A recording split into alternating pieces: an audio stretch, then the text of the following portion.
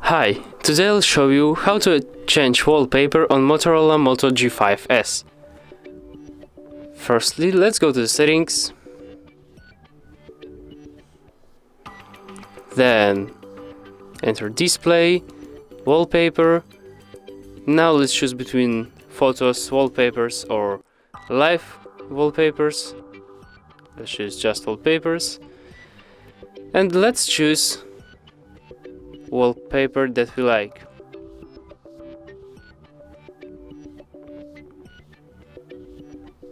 Maybe earth.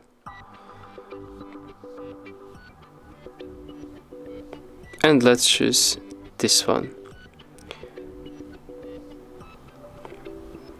Or maybe this one.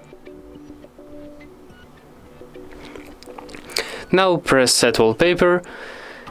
And now you can choose where you want to set this wallpaper, on home screen, on lock screen or both. Let's choose both.